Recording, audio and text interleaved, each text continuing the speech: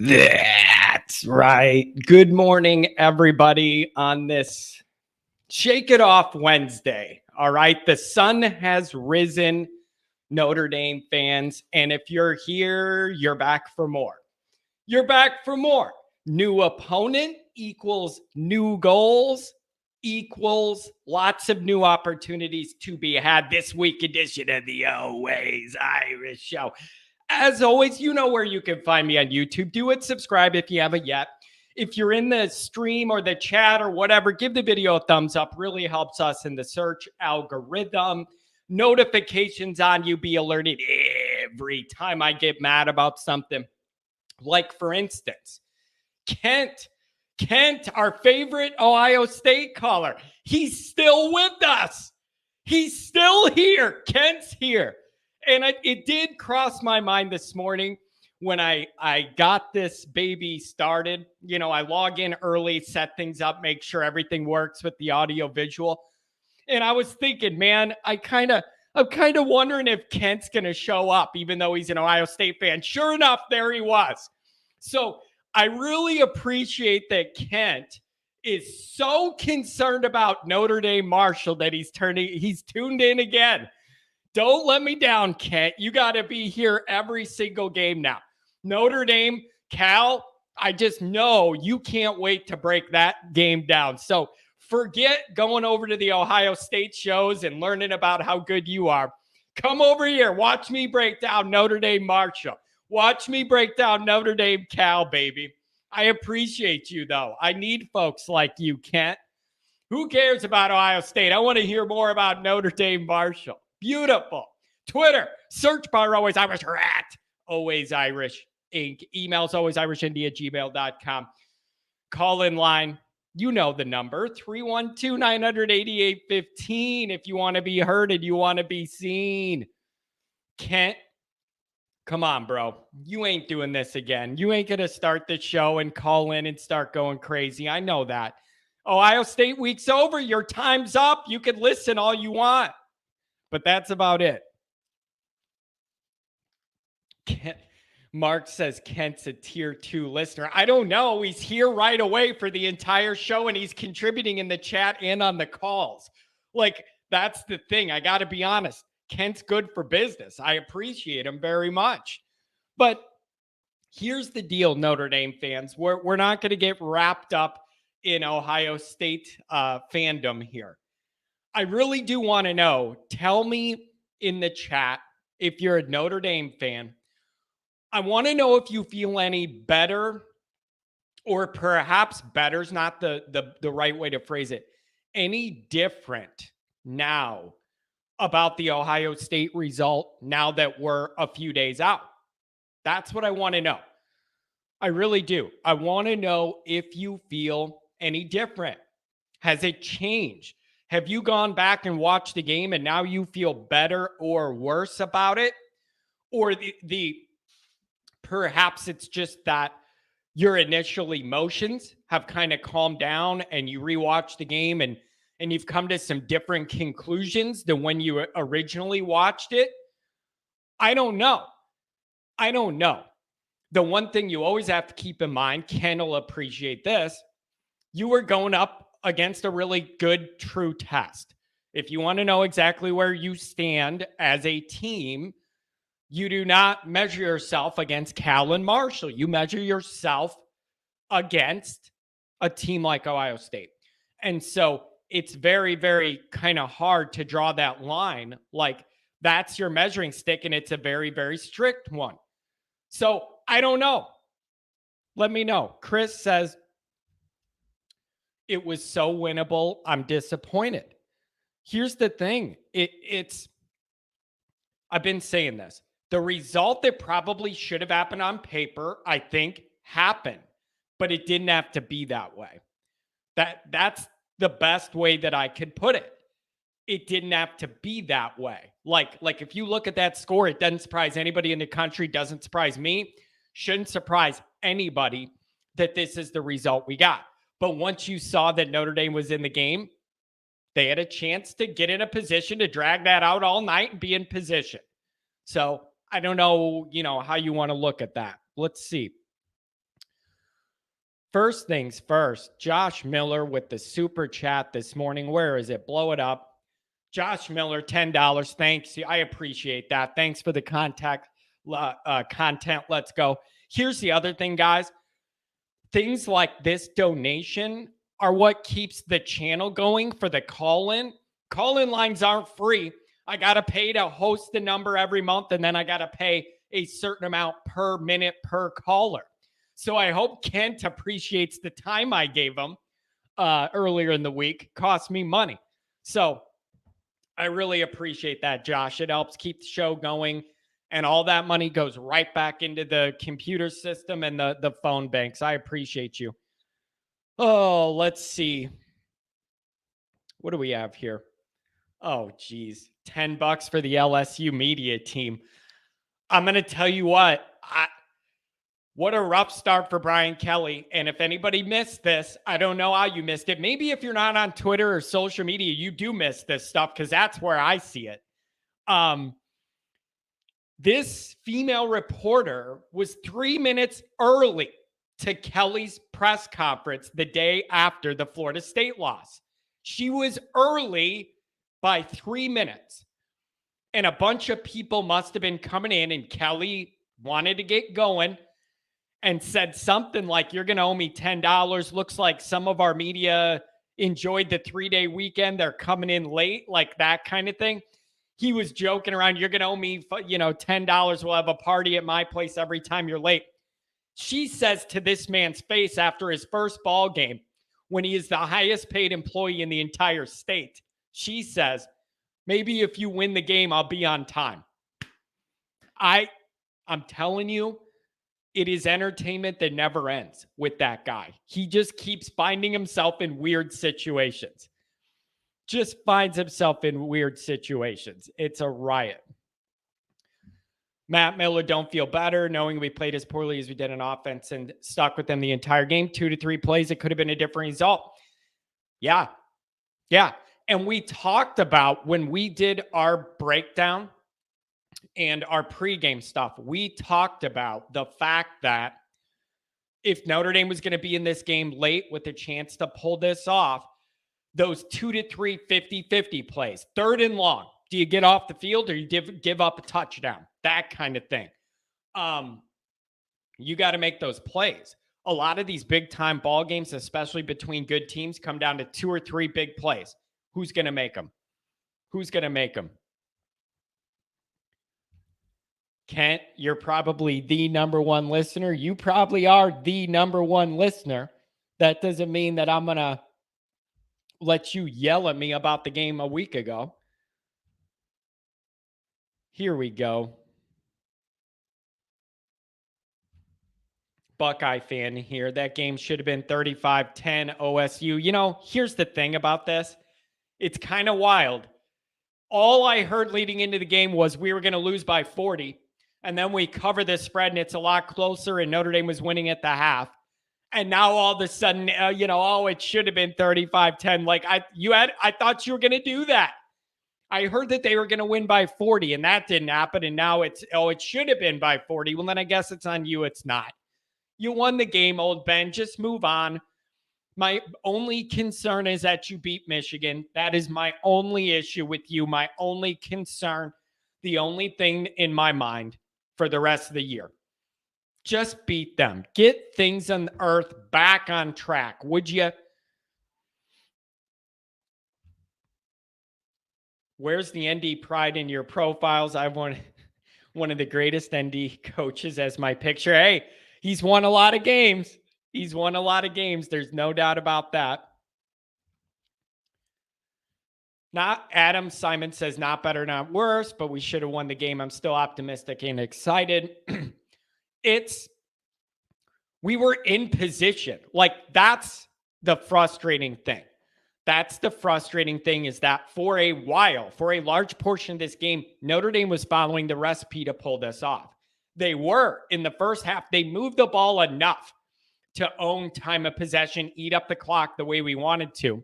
The defense was getting off the field with relative ease early, doing a good job. So that's the frustrating part for me is the recipe was being followed for a while.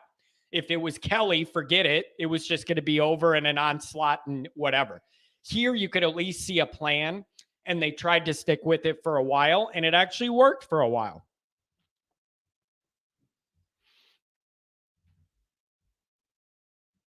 Fast Sandomer, OSU's in the rearview mirror for me. Let's learn from that game, move on to the Thundering Herd. We have some work on to become more competitive with higher ranked teams. Yeah, that's right. I mean, here's the thing I keep coming back to again, and I can't get everybody on board with this. I can't do it. And I understand why, but I think it's short-sighted. Here's what I can't have people do. People are saying this is a loss, it's a loss. I understand that. But if Kelly was coaching this game and we lost, it's totally a different dynamic than the one we're in. So you could look at it as Notre Dame loses another big game. Fine, I get it. It's like, I saw the tweet last night. We're 2-25 or something against 2-22 or something against top 5 teams since the 90s, something like that. Something really bad. And so it's hard because you look at it as a loss, and it's another big game loss for Notre Dame. But it's different than if it was Kelly. 12 or 13 years, I expect some different results than year one. They're not the same project. They're not the same thing. Even though the result is a loss, same way it probably would have been under Kelly as it was Freeman, I don't look at it the same. This is a different project under Freeman. He has different goals. We're trying to do different things. So it's very hard there.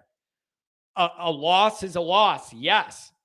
I look at it way different with Freeman his first year trying to build things out. I just do.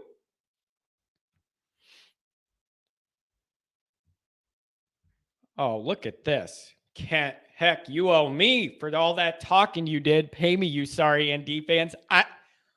I don't recall. I'm very careful about the stuff I do on social media and on this program. I'm very careful about not running my mouth to set myself up to get burned on things later down the road, because I know that's how the internet works. And that's what everybody likes to do, is play gotcha, hot take artist, all that stuff. I'm very careful about not putting myself in that position when I break down things. Kent, I gave Ohio State so much respect. Like everybody did. Like I did. I can only answer for me. We knew how talented you were. We knew what a tough challenge this would be week one for Notre Dame. We knew that. I went over some areas I was hopeful Notre Dame could compete. Ended up Ohio State won the night. It's that simple. Quinn, can we talk about the grab Bauman had? Yep, absolutely. Get both those tight ends going. Now, here's what you'll say. The passing game was inefficient most of the night. Not good enough, no doubt. But there were some fantastic circus catches made. Fantastic plays made by the Notre Dame guys. Bauman, that's the other thing. If you could get a second tight end that's a threat like that, then that makes everything easier on Mayer, which should open everything else, both for the running game and to be able to get more of that passing game going. Quinn, you going to be at the Cal game? Hope to see you at the Players Club tailgate. Maybe we could get Kent to come to a Notre Dame home game. Kent, you could be my guest. I'll host you at the Irish Players Club tailgate party. Come on, buddy. Me and you, we'll hit the town. Me and Kent cruising South Bend. Oh, boy. Look at this. Get your old football program on track. They've been off track since 86. I don't know how they were off track 2 years before they won a championship and then won it, but I get what you're going for, Kent. Chris asked $4.99. I appreciate you very much. Could have, should have won the game. Poor execution, bad play calling killed us. Yeah. It's really kind of hard. It's really kind of hard, like, to separate how good Ohio State is to play against versus bad play calling, poor execution. Like, you want to know the offensive line didn't look great, and then you look at it and it's like bad play calling or bad execution because you're going against a great opponent. And so that's the calculation you have to make. And then the next frustration is a lot of times people want to say you're just playing a really good team and you got beat. And then I want to say, fine, that explains that play. You got beat man to man. But big picture, I need you to have the guys to where you're beating them. Like, I hate that the fallback is, well, you're playing better players and you got beat. Well, then you need to be the side with the better players to do the beating then. Like, that doesn't make it better. You're just explaining why it happened. I need us to have the better players pushing the other guy around to blow up the play then. And that, Chris asked, that offense, the more I rewatched the game and looked at some of this, that offense, it was so conservative. The longer I get away from this game, the more I'm realizing that it was very, very, very, very conservative. Chris Davison says it feels like BK was coaching that game. I understand the need and desire to insulate your new quarterback as much as you can from problems. I get that. I totally do. You weren't going to put it out there on Buckner to wing it around in Ohio all night. Like, that probably wasn't going to end well. I get all that protection. But there had to become, in my mind, a point in that ball game where you were in it long enough and you felt momentum changing in the Ohio State direction at their place with their crowd. There became a moment in that game where I think you needed to turn the switch from conservative protect Buckner mode to we feel this starting to slip the other way momentum-wise. We need to take some chances and do some things. And I would have liked to see a little more of that, even if it didn't work. I would have liked to see a little more of that. John, would you rather be coached by Brian Kelly or Tony Larussa? Quinn, I know why you're doing this to me, and you must be a White Sox guy too, and you know how much they've driven all of us crazy all year. Here's my answer. Tony Larussa. Quinn, Tony Larussa. You want to know why? 2 reasons why. Quinn, you know me. I don't do anything or say anything without thinking it through. Here's why. 2 reasons. Number 1, at least Tony Larussa's won championships. So even though it was a long time ago, I know he knows what that's kind of like. At least he's been to the top. So there's reason number 1. Here's reason number 2. Tony Larussa's old. He's going to be done soon. So at a minimum, if you don't like Larussa, he's timing out here because he's like 100. So I know that problem's on a clock the way Kelly isn't. So that's a lot of analysis for you. Let's go to the phones. 480. You're on the air, 480. Good morning. What's going on, John? What's going on, man? Hey, what's going on, John? What's good? Oh, man, living in the Arizona life again, as always.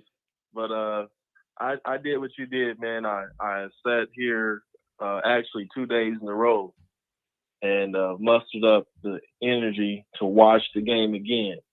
And I was focusing on some of the anomalies, man, that separate us from, having a chance to keep this game in a winning side. And when I look at the offensive line, man, Zeke Correll was getting slaughtered, man. He was getting slaughtered all night, man. There was a play where the Eichenberg kid came through and sacked Buckner, and Zeke Correll's like, he just looked like a deer in headlights, man. Like, he didn't know what to do, man. Left that whole open spot, man, where he was able to just run right through and just knock the shit out of, excuse my French, knock the crap out of Tyler Buckner.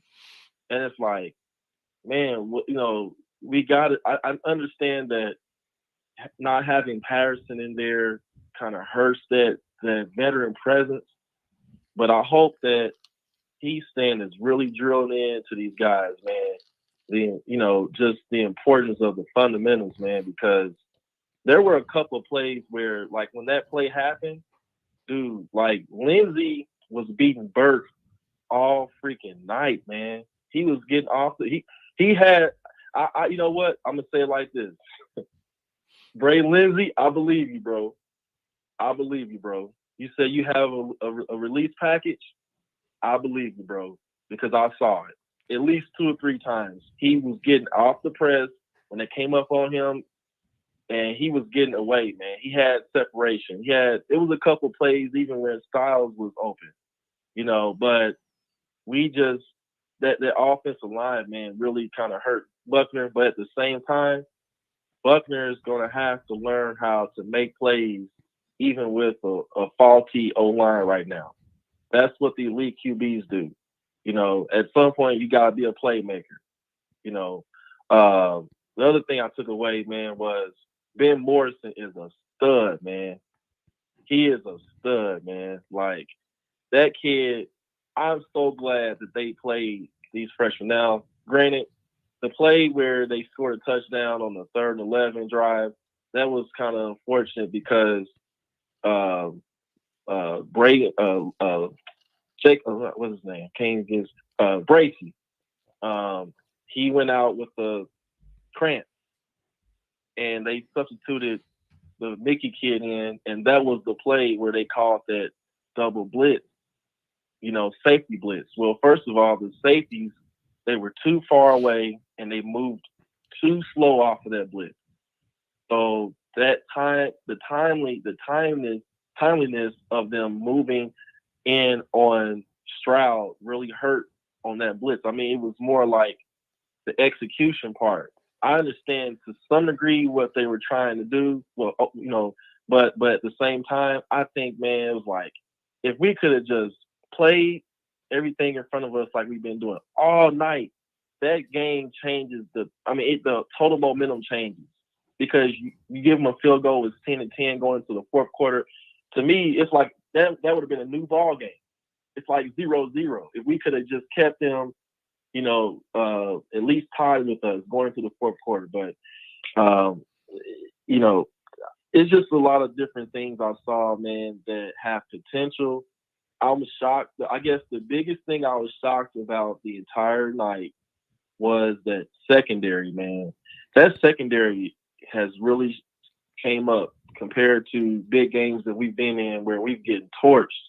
Yep, for sure. Mickens deserves credit for that. They did look better, and that's going up against a really good offense. So they're only going to look even better as they play some teams that don't have that skill talent, and then that should build their confidence. For once in recent vintage, I can't believe I'm saying this, but I borderline want to say, right. I can't believe I'm saying this, but the future actually looks bright in Notre Dame's secondary room. If you look at what we have, the young talent and the recruiting coming in, it actually looks legitimately really good. Like, not good by Notre Dame standards. It actually looks legitimately very good, and I'm very excited. That's a promising group. Absolutely, man. I definitely agree with you on that. Man, another thing, John, I heard Marcus Freeman kind of, and I get coaches want to, I don't know if I hope, this is what I hope. I hope that what he was saying in regards to, the play call and all that, I hope that he is really drilling in to Tommy Rees, man. Like, hey, all the video cameras, all the commercials, all that stuff, hey, man, it's over now. Like, bro, pull him in the office and be a coach, man. But, hey, man, we can't – that performance like that can never happen again. You know what I think, man? I'm glad you brought this up. It's actually interesting you brought this up. Because he said – because, John, before you say anything, because he said in the conference, the conference meeting he had, that he's like, and this is and everybody's different about their opinions about Tommy Rees. I just feel like he's the lingering BK effect on this team. And here's why I say it, man. It's like that play call was so conservative. It kind of gave remnants of BK type style when it comes to playing bigger teams, because you don't want to make mistakes. So you just try to play close, not to lose, not to look too bad. You do just enough just to try to stay in the ring. But when you're playing these elite teams, man, you got to take some chances, man. You know, you got to put the ball in some places, man, where these guys can make plays. And what I feel is that, man, you know, he was playing it very conservative because he didn't want the blame to be on him if Tyler Buckner has got 2 or 3 touchdowns or 2 or 3 interceptions from Ohio State. You know, but I'm like, dude, irregardless of all, I would have rather Buckner throw a couple of deep balls to make some attempts. And even if he got an interception or 2, and then but yet turn around and get a touchdown or 2, I can live with that. Because what that's saying to me is, okay, man, you're willing to open up the playbook and take some shots downfield because we had opportunities. But man, when we're calling QB draws on a 3rd and long, what the heck, man? I mean, that was just like dumb. Yeah, you know? Here's what I think. Here's one thing. You brought up a bullet point that was on my list. It stood out to me that Marcus Freeman got up there and actually his first quotes were something like, I was happy or I was proud of the offensive game plan and the planning, something like that. And that's he was happy that we punt. He was happy that we punt. I'm like, oh no, bro. But you know what though? Like, don't do this, man. But here's the thing. Think about it. I guarantee you as a first-time, as a first-time head coach, Freeman's well aware of that dynamic, and he felt that he obligated as the head coach to deflect the bullets for Reese, be the head guy, say that the plan was good. I mean, I get it. All right. So I think some of that was him defending his guy. The other reason I would have been okay taking a few more shots, even if they don't work out, is not only just to win that game, but you're furthering the development of that wide receiver group the more action they get. I almost feel like it wasn't even a full game for the wide receivers out there because they weren't really that involved. So let me ask this, move this all along. Now you have Marshall, totally different vibe, totally different set of goals and what you want to accomplish. What do you need to see against Marshall to feel good this week? What does that have to look like?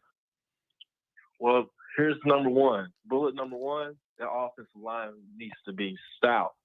I ought not to see one sack the entire game. All 60 minutes. That offensive line better hold a good pocket presence for Tyler Buckner to be able to work his progressions and his reads to be able to see these guys down the field. That's bullet number one. Bullet number two, man, I want to see that playbook open up, man. I got to see these receivers getting involved. You got to include guys like Lindsey and Styles and Mayer. Get these guys in the groove, man, of catching the football, going downfield, catching them in stride, doing the things, man, that they've been working on for 9 thinking months to come out here and perform, man. Because what's the good of having a coach that's teaching them the fundamentals and release packages when they can't use it? Because all they're doing is blocking all day, or they turn around and find out you're getting sacked. So I got to see these guys getting included in the offense. Number 3, I got to see these defensive linemen. They got to definitely show me a different game. I understand that we got 1 sack off of the D line. And Foskey, I said that Foskey was going to get 1 or 2 when I called you last time. Man, I need to eat my words on that because, old boy was getting it.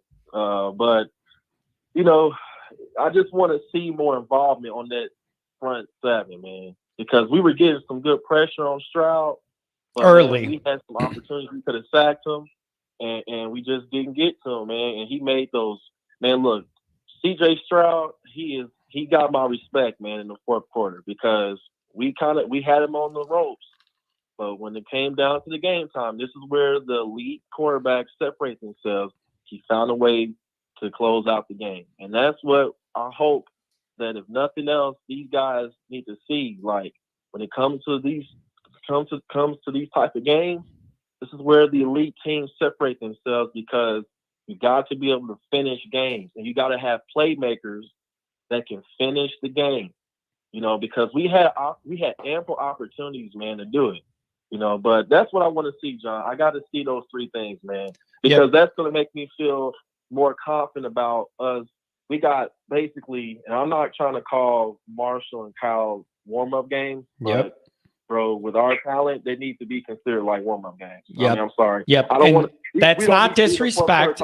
That's not disrespect to Marshall and Cal. Right. It's just the fact of what these programs are. Yeah. That's fair. Right. That's fair.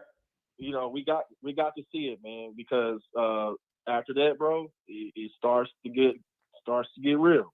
I mean, you talk about UNC, BYU. I mean, I watched Clemson the other night, and while I'm not impressed with their offense because of the DJ kid, they put that freshman in there, bro. We got a problem because he can ball. And you know what else? Their defense is going to be very good. And you know what I want to see? You know what I want to see? I'm excited to see this. You had the front end of this opening with Ohio State and what their talent is. Now you have a string of games for Notre Dame to improve on and get better before you host Clemson on November 5th.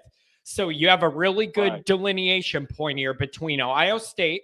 Now you have a run-up of games where you should have more talent than the other teams. Get where you need to be for that next matchup against Clemson. And then you see if you've improved from Ohio State to Clemson when you get that matchup. So I need to see them. They need to work on a lot of stuff in the next 2 weeks. Marshall, Cal at home, you need to work it all out. So when you hit that North Carolina BYU stretch, you're ready to go. So I need to see some major ground gained here. Hey, I got an opinion. I'm gonna get off the phone here, but I got one more thing that might not be a popular opinion, but it is what it is. 16 is better than 14. That's all I got to say. That's all I got to say, man. 16, in my opinion, is better than 14, brother. There you go. That dude was balling out, man. Hey, man, I'm excited about this secondary, man. Nothing else. This secondary is looking great, man. So for sure. So, man, it's good talking to you, John. Hey, I really appreciate the call. Have a good day out there in sunny Arizona. Give me a call again. I appreciate you. Thank you. Have a good day. You too, man. That's a good caller, man. He calls every damn day. Would Brian Kelly have won that game? No. And there's no part of me that I would ever think he's capable of it. No. No. That's why I was excited, because at least this was different. Under Kelly, no. And they would have covered the spread. No. Somebody in the chat said that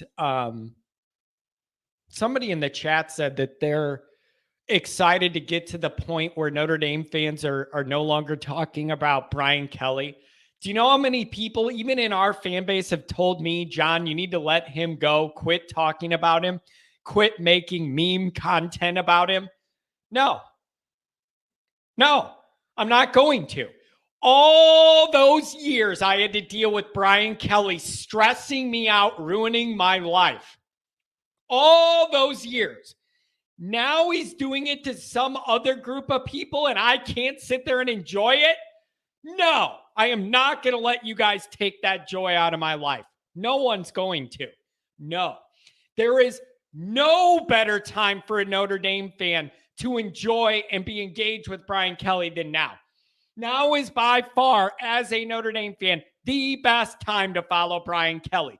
You get to enjoy all the silliness with none of the results and none of the stress. It is the best time ever for a Notre Dame fan to pay attention to what's happening to Brian Kelly, because it no longer ruins our lives. It doesn't.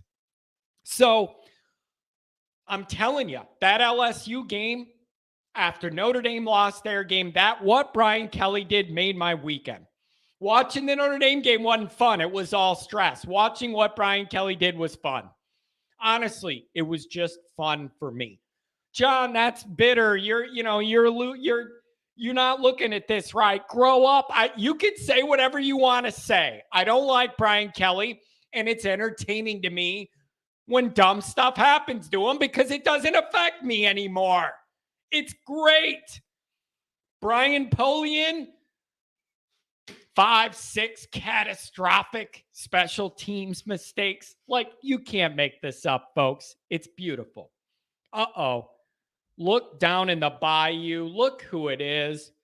Brian Kelly himself has joined the show. He's got to see what I have to say about him. Oh, my God.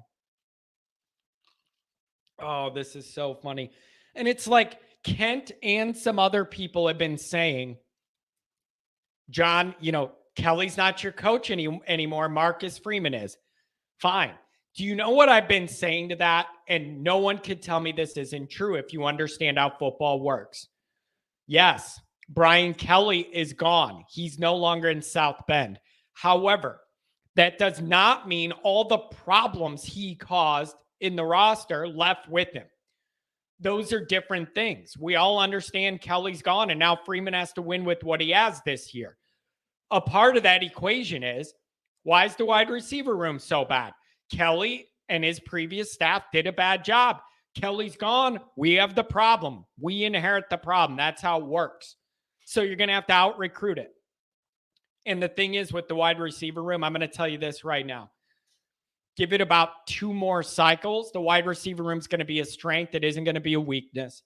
You may not have the alpha number one guy, but I think you're going to have a bunch of really, really good 4-star guys you could rotate in.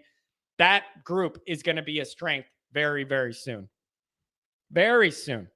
And the other thing is,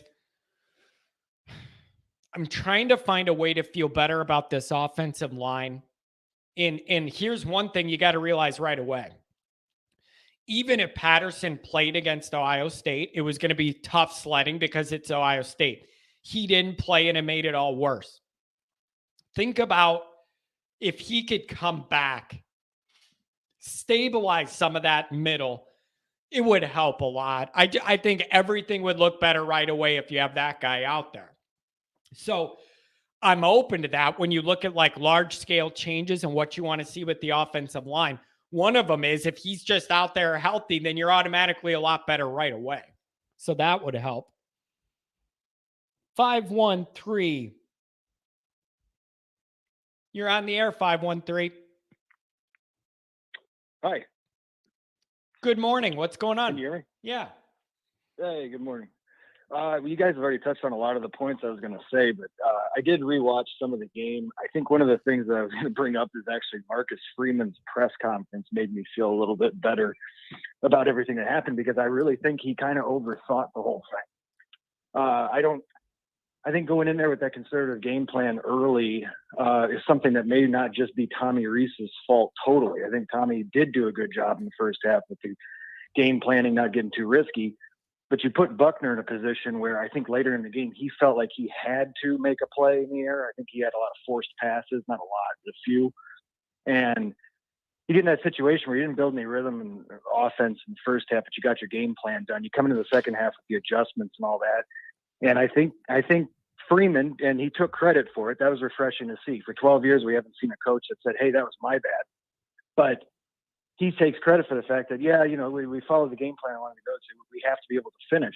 I think that he won't overthink a game like this. This is incredibly important for him to have that opportunity so early because now he knows, hey, we can't go into the game thinking we can't score on these guys or that we're going to have to limit the possessions. And do all this. We can play that game plan, but we can be aggressive from the get. I think they earned a lot of confidence in Tyler and the coaching staff going forward. I need to see offensive linemen getting off the block, firing off the line, moving their feet, pushing those guys around because they all stopped their feet against Ohio State. They kind of held up. The offense looked tight. The defense looked great. We need to blow out Marshall. Marshall's not a terrible team, but you need to kick their ass. Could you imagine? You need to do it to Cal. Could you imagine? Listen, you know the way I am. I overthink everything. Follow me here. You got this You're coming off this tough loss against Ohio State. A lot of the fans kind of understand that was a tough ask for Marcus. Now you come home, time to stabilize things after the weird bowl game dynamic and this hugely dramatic Hollywood first game. We got to stabilize things. Just get the first win going and get going here. Could you imagine if this offense can't score in the first half against Marshall? You might have boos coming out at halftime of Marcus's first game at home. Like, you can't. You don't have the Ohio State excuse. You need to move people and score. You don't have any excuses this week. Nope, because they could play the exact same way they played on the offensive line. Kind of, stick their feet in the ground, not get up to the second level, kind of look a little lost. You're still going to run for 200 and some odd yards on Marshall. Like, it's not, you can play the exact same way you played against Ohio State. You can beat Marshall 30-10. Yeah. Don't beat them 52-3. Like, get out there and actually knock some people around. Well, and the other thing is too, here's the other part of this. You have your Marshall Cal. And so now we're kind of I'm not trying to be offensive to those programs, but those should be 2 weeks for Notre Dame to get work in and get better. And I don't think Notre Dame's in the position to be Brian Kelly nice. You're winning by a few scores. You pull off, the leverage and no, this offense is behind where I thought they would be starting from. And I need you to work a lot out the next 2 weeks. Like, you're right. You can't afford to just play nice, win by a couple scores, pack it in. You need to work on some things like you do, because the offense is behind where I thought they'd be, even accounting for knowing we were playing Ohio State. They're still worse than I thought they'd be right out the gate. I need to see that. And defensively, defense played good enough to win against Ohio State. There's no doubt. I need more havoc plays. I need strip sacks. I need tackles for loss. I need interceptions. Like, that's the one thing we didn't get out of the defense. And we needed it because the offense was never going to score. So you almost needed it. So I need to see a little more havoc from that defense. But I need to see that offense make us feel a lot better. That's kind of where I'm at. What else are you looking for? It's not that I don't like Tommy Rees, and it's not that I love Tommy Rees. I need Tommy Rees to look as though everybody keeps saying, they've taken Kelly's gone, the leash is off. I understand this Ohio State game might have been an anomaly. I understand that the adjustments against Oklahoma State might have been a little bit of an anomaly, and we had a defensive failure there because Elston wasn't getting the job done. I need Tommy Rees to come out in this and look creative. I need them to look like they can score quick. I need them to look like they can hold the ball when they need to. Both Cal and Marshall. Marshall's not the worst team we're going to play this year. I watched them play Norfolk State. They're a well-coached team. If they get any idea that they have any chance in that game whatsoever, it's going to be something like we've seen before, where it's going to be Brian Ball Kelly State. Takes Toledo into the fourth quarter. Yeah, it's going to be Ball State at home, your easier game, and then you almost lose it. But here's the thing, man. The free passes are over. Like, the bowl game, totally weird dynamic, willing to kind of wipe the slate clean because of the unique circumstances there. Then you have Ohio State, and it's easy to say, okay, man, tough ask at their place. We know all the built-in reasons for it. Those are over. Those were the two. Yep. And there were good reasons to look at those two uniquely. Those are over. This is where it gets juicy, because those free passes have run out, and now people are going to expect you to run the table to Clemson, and I'm one of them.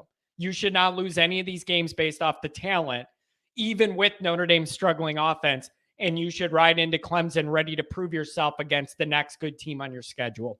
That's just how I see it. That's what needs to happen. Yep, I need a good game from the defensive line just for confidence boost. I think they played a lot of their game plan too. I think there's a lot of run stops, so they almost were hesitant to go after the quarterback on anything but third down against Ohio State. But I need the offensive line to play strong for the quarterback and the halfback, make the holes, keep the pass blocking good, and I need Tyler Buckner to be unleashed a little bit here. Let the damn kid throw the ball. Let him do his thing. And you know what else? Can I ask you a question? Are you surprised at all that a guy like Merriweather couldn't find the field for one play to go for one play. Like, I thought they were literally going to need him for the depth. I'm surprised he can't go out there once and try and run a fly pattern, see if he can make a great play. Like, do they overthink some of this stuff, or could he really not be ready to just go out there and try and make a catch? I think Freeman's got to learn really quickly that even though he's a defensive-minded guy, he's the head coach. I think Tommy probably, and this is just all conjecture, but I think Tommy probably felt, because this is a BK holdover thing. Yeah, our young guys don't know the entire playbook. We can't put them out on the field. Well, all you need to teach him, because they're playing single coverage on you all day. All you need to teach him is how to go vertical. Mm-hmm. You can teach him a vertical and a slant route and post. That's it. That's all he needs to know. And he's got single coverage on the outside. You've got Matt Salerno out there. Like, Tobias Merriweather is a difference maker in one-on-one coverage. He doesn't need to know the entire playbook. He doesn't need to know how to block in a specific way on some swing route or some nonsense or some pitch out. But it's like, we're not get him out there on a play. Exactly. Like we understand that that's a work in progress. And with those young wide receivers, a lot of times blocking and being precise with your routes, that's where they get hung up. I'm just saying, let a young, really athletic guy have a chance to go make a great play. And maybe if he does, you can accelerate his development, and then he has confidence. And then you know what else? Tyler has confidence in him, and they're young and can grow together. Like, I'm not a coach, and I know not going to throw to Greathouse. I understand being ultra conservative early to protect Buckner, and they had a plan to eat up the clock and I get all that, and I agree with it. That was smart. But there became a point there where a switch needed to be flipped, where you felt that was starting to get away from you. And then you need to go, we're going to go win that. We're going to try and win this game. And I would have liked to see that switch turn. I told my dad on the phone at halftime, I said, if they come out and stop Ohio State and then they score a touch and they go on a touchdown drive, Notre Dame's going to win this game. We stop them and then come out, and I think it was 3 and out, or it was pretty quickly off the field and punt, and then Ohio State gets the ball back, and by the end of the third quarter, we've lost the initiative. That is frustrating as hell. That was the time to get aggressive, was right after halftime. Look, you weathered the storm, you did the game plan, you had the time of possession count, you had all the plays you wanted. You kept Ohio State to 7 points in a half of football. Stop them on that opening drive in the second half, and then get that ball right down their throat and score. That game's over. Yep. I think you break them at that point in time. And so is some of that first game feel that Marcus Freeman has to learn? Like, we talked all offseason about the learning curve for Marcus and how does it show itself in games. Maybe that is a part of this, that feel that he didn't register to him. We need to crank it up here and get some life going. Maybe some of that is a new coach feel thing that he has to get better at. I'm open to that. That's fair if it is. Yeah, it is. And your point on Tobias Merriweather is important too, because next year you have Braylon James and Greathouse coming in. If they're bench riding in big games as freshmen, you've made a mistake somewhere, because it's not like there's depth at the wide receiver where they're not going to be able to come in and make an immediate impact. Nobody could tell me Braylon James and Greathouse can't get onto at least a 5-man rotation for wide receiver next year and play consistent snaps every game of the season. I mean, you have to get that young talent out there. It's a great point. I think that Tobias Merriweather situation was probably one of the most disappointing things for me all over the game, because Matt Salerno made a great catch, but his athleticism is also the reason why he caused an offensive pass interference that killed the drive. Well, but wait, it's like, Matt Salerno made that great catch, but that's not the point. The point is that Notre Dame shouldn't have Matt Salerno have to be relied on in that position. That's the point. Are we on the same page? Yeah, because when you relied on him, he gives you an offensive PI because he's not athletic enough to stop that from being possibly an interception or get to that ball. I don't care if he can run the route better than, in practice, or he knows all the routes and all stuff. Tobias Merriweather makes a play on that ball. Right. He doesn't get an offensive PI. I'm not asking for something complicated. I'm asking for an easy way to possibly accelerate the confidence and development of your young players you're going to have to rely on. And they'll probably say it was Ohio State, not the time, not the place. And I almost think perfect time, perfect place, because you needed it to win. Like, but you did, but there's no excuse for him not to get a handful of targets against Marshall and Cal. There's no excuse. Like, you need to get these guys developed because you're behind in that group. That's just how I see it. You need to try and accelerate the track. Yep. And I don't want to see it. I don't want to see it in the third quarter when they're already up by 28 points. I don't want to see it in the fourth quarter in garbage time. You got us scoring enough to be up 28, huh? Look at you. You got us off to the races there. Yeah. I'm just saying, don't hold Tobias Merriweather and some of the other players. I say this for the linebackers too. I want to see some of the young guns at linebacker out there as well. I don't want to just see the starting crew all the way through, the first 3/4 of the game, and then you throw in some of these younger talent guys on defense and stuff. They need to kind of give some of these young guys a little bit of confidence, because I think the upgrade in length and speed is going to be incredibly important if we want to run the table. Yeah, for sure. I really want to see Buckner be able to have more room to settle in and operate. Like, I feel like it was such a stressful environment and it was so strict on what we were doing. I want to see a more relaxed approach here. I think Tyler is better when it's a little more avant-garde and it isn't just so tight. He'll play better when the playbook loosens up a little bit, because that's the kind of guy he is. I actually think it'll help them. They will play better when they don't have the pressure of feeling like you need to be perfect the next 2 weeks. Like, I want to see some things. Like, you cannot be conservative the next 2 weeks. You need to know where you're at as a program, and know we could work through some things and win these games by a lot.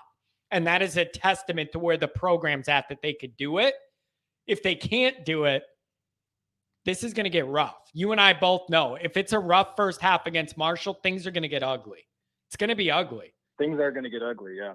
Yeah. No, because you had a lot of teams on that schedule that can take advantage of that, even if they didn't have great first weeks. And if you do it right and you get this team moving with confidence, if they respond like I can't remember what year it was, but there was one year Notre Dame lost to Georgia super close at Georgia, had the ball down the field, to win the game at the end of the fourth quarter. That team played with incredible confidence after that. That was a huge confidence builder. Like, look, we went into their house, for the rest of the year, they were playing on fire until they got toward the end. But that's a Kelly issue. But this team, if they can come out firing and they can reset this expectation and say, the Ohio State game was just, we overthought it, our game plan. We should have adjusted at halftime, gotten a little more aggressive, whatever, but this is who we are. With that even with Cade Klubnik as quarterback, with that Clemson offense, you have an opportunity to run the table all the way up there. I'm not discounting BYU or anybody else. Yep. Win those games. Yep. Talent's talent, though. You're not disregarding them. Talent's talent. Notre Dame has way more talent than those teams, and they should find a way to win it. I'm not saying it's going to be easy, but that's kind of how you look at it, and I agree with you. It's not being disrespectful. It is what it is. And you run the table to Clemson, and you're on fire. Man, you have an opportunity to make a statement in November. Yeah, that Clemson team can't keep up with you. If you can shut them down and you can stop them, and you can deal with their defense, and you can by then, Harry Heastan will have a lot of questions to answer if that line is still not moving their feet and they're not firing off the damn ball by the time we get to Clemson. For sure, but I think maybe the game's past him at that point. Yeah. It'll get better. It's just frustrating because you didn't have the warm-up game you needed to have. Like, it'll get better. It's just frustrating that it's like too late. Like, if it comes together against Cal, congratulations. I needed it against Ohio State. I'm sorry. But I think we're building a path here, and a realistic path is it's perfectly reasonable to want them to run the table to Clemson. And then you have this build up to the next big test. The other thing is, Notre Dame loses week 1. They're 8 in the AP poll, 9 in the coaches poll. There's a lot to play with there. You lost your first game in prime time, and you're in the top 10. And you rip off a bunch of these wins, let other teams lose. you're going to play yourself back in position. Now, not great position with one loss. We could be sitting there at the end praying on conference day, all the dominoes fall. We'll play that game, and it's stressful. But in no way are the season's dreams over here. You're in the top 10 with the loss. You just need to keep winning. It's not a horrible finishing position for a team who lost week 1. No, and you've got if Clemson's still undefeated by then, you've got them in front of you 3 spots right now. But you've got in front of you Oklahoma, Texas A&M, and Michigan, along with the top 3, Alabama, Georgia, and Ohio State. Michigan's not going to stay undefeated. Texas A&M's not going to stay undefeated. Oklahoma's probably not going to stay undefeated. You're dealing in a situation like we're going to see what BYU's made of when they play Baylor. They're right behind us. And then you've got another top 10 right now opponent coming in at the end of the year with USC, and I doubt they'll stay there as well. Yep. But and the other thing is, I can't worry. I'm blocking USC off for now, since that's the last week. Like, I'm building that bridge to Clemson, and then what happens at Clemson's gonna dictate my feeling about that USC Thanksgiving in LA. Oh yeah. Because if the offense can deal with Clemson's defensive line, I fear nothing about USC. This secondary, if they play like they did against Ohio State, USC is going to have a hell of a time trying to put any points on the board with big plays and big throws. Yeah, USC's a 7-on-7 team, and they're going to score 60 points running through most of the Pac-12. Like, that's what they're going to do. Yep. And Rice is trash. No offense to Rice, but they haven't. They don't have the athletes to keep up with them on the interior, on the boundary. They don't have the people to get pressure on the quarterback. USC is a bunch of flashy players with no meat in the middle. But we said that we'd win the trenches against Ohio State, and they didn't. That's why I need the lines on both ends to play with a little bit more fire, because they fell into bad habits, especially the offensive line. They just fell into bad habits. It was like Jeff Quinn's ghost came out and just kind of screwed them all over on all these weird stunts that Ohio State's doing. That they're used to seeing these things. Why not check down, move the running back over to the other side, and have him run into that stunt with an open hole? Because Ohio State's trying to develop a weird little blitz. Like, that's some other stuff they got to work on with Tyler, where it's like, hey, make this quick adjustment. They're stunting on the right side, they're stacked on the other. Like, let's run it to the other direction instead of running right directly into an overloaded front from Ohio State, who's just doing regular high school defense kind of crap up at the front. A stunt blitz is not that complicated for these linemen.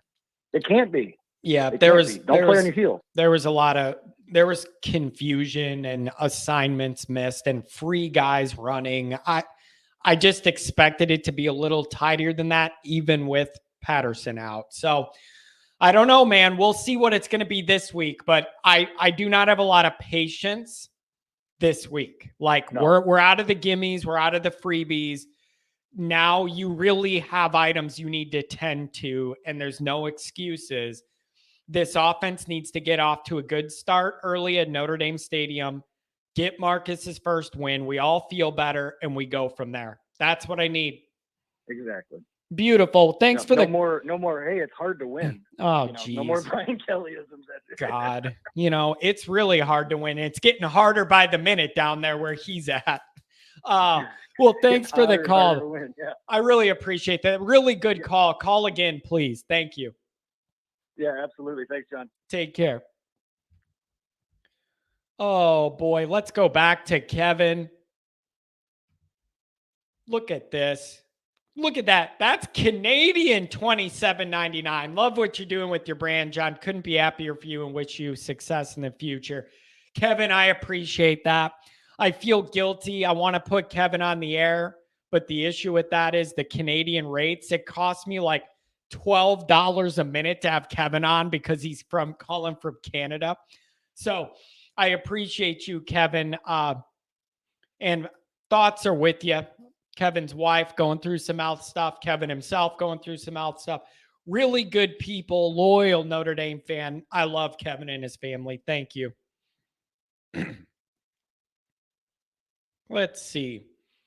I'm not blaming the coach, I'm saying Al Golden is horrible and will destroy your defense. What? I don't think so. I think Al Golden was a good hire.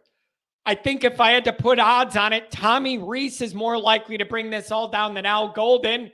Is Jerry trolling me or what? Am I getting trolled? How could you say Al Golden's the problem? I'm just wondering.